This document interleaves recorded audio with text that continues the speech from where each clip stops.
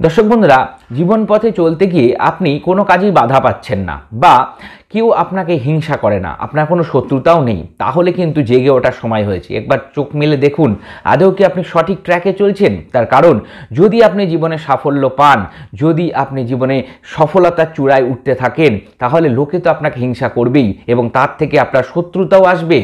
এটাই ন্যাচারালিটি। দর্শক বন্ধুরা, এই শত্রুতা বা হিংসা এমন স্তরেও চলে যায় যখন এটার থেকে আপনার জীবনের বিভিন্ন রকমের সমস্যারও সৃষ্টি হয়। তো সেই সংক্রান্ত সমস্যা থেকে নিজেদেরকে রক্ষা করার জন্য আমরা বিভিন্ন রকম উপায় অবলম্বন করি, কিন্তু বাড়ির আপনার রোজ ব্যবহৃত আয়না, যে আয়নায় আপনি মুখ দেখে তৈরি হন, চুল আঁচড়ান, বাড়ির থেকে বেরোন, সেই আয়নাই আপনাকে রক্ষা করতে পারে এই রকম হিংসা এবং শত্রুতা থেকে। কিভাবে সেটা জানতে গেলে নজর রাখুন আজকের এই পর্বে।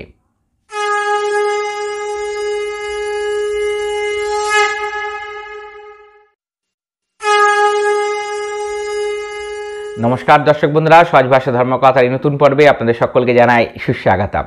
বন্ধুরা, সহজ ভাষা ধর্মকথা মানেই হস্ত, জ্যোতিষ, বাস্তু সংক্রান্ত বিভিন্ন বিষয় যেগুলো আমাদের জীবনের বিভিন্ন রকম জটিল সমস্যার সহজ সমাধান হাতের কাছে নিয়ে আসে।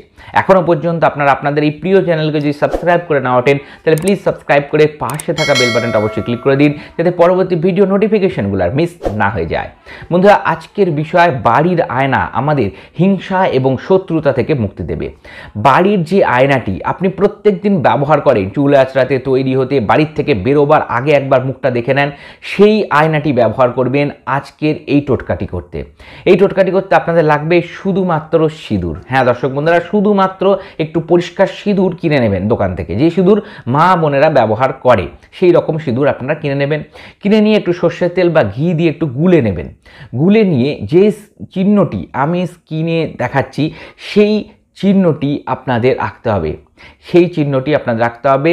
ডান দিক বা দিকের কোনো ব্যাপার নেই, আয়নার যে কোনো দিকেই আপনারা আঁকতে পারেন। এখানে অনেকে প্রশ্ন থাকবে কোন দিন করব। বন্ধুরা, শুক্রবার দিন করবেন। শুক্রবার দিন এটা করবেন। যখন এই চিহ্নটি একটু হালকা হয়ে আসবে, অনেকদিন ব্যবহার হয়ে যাওয়ার পরে আস্তে আস্তে ওর যে জলজলে ভাবটা সেটা কমে যাবে, তখন আবার ওর উপরেই আপনারা সিঁদুর দিয়ে ঠিক একইভাবে শুক্রবার দিন করে ওটাকে আবার একটু এঁকে নেবেন। এইভাবে ওই চিহ্নটি যেন আপনারা যে আয়না ব্যবহার করছেন প্রত্যেক দিন, সেই আয়নায় ওটি থাকে। তাহলে আপনাদের ওপরে যে যতই হিংসা বা খারাপ নজর, কুদৃষ্টি দিক, আপনাদের কোনো ক্ষতি হবে না। আপনাদের চারিদিকে একটা ওরা কাজ করবে যেটা এই সমস্ত বিষয় থেকে আপনাদের রক্ষা করবে প্রত্যেক দিন, এবং এটা বাড়ির প্রত্যেকটা সদস্যের ওপরে অ্যাপ্লাই হবে। তার মানে এটা কি, আপনি আঁকলেন মানে শুধু আপনার ওপরে হবে তা না, যারাই ওই আয়না ব্যবহার করবে তাদের প্রত্যেকের ওপরেই কিন্তু এর যে পজিটিভিটিটা সেটা থাকবে, এবং তারা প্রত্যেকেই কিন্তু সুরক্ষিত থাকবেন লোকের কুদৃষ্টি, শত্রুতা, হিংসা থেকে।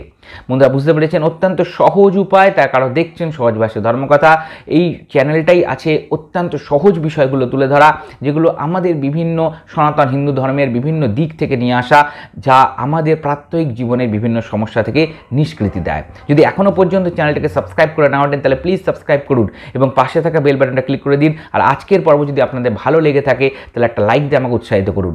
সহজ ভাষা ধর্মকথা একটা ফেসবুক পেজও আছে, সহজ ভাষা ধর্মকথা, ওখানে একটা লাইক রাখুন। হিন্দু ধর্মশাস্ত্রের বিভিন্ন বিষয়, মন্ত্র, তন্ত্র, পূজার নিয়ম ওখানে নিয়মিত আলোচনা হয়। আপনারা আশা করি সেই পেজটিকেও লাইকই করবেন। দর্শক বন্ধুরা, সকলে ভালো থাকবেন, সুস্থ থাকবেন। দেখা হবে পরবর্তী পর্বে। নমস্কার।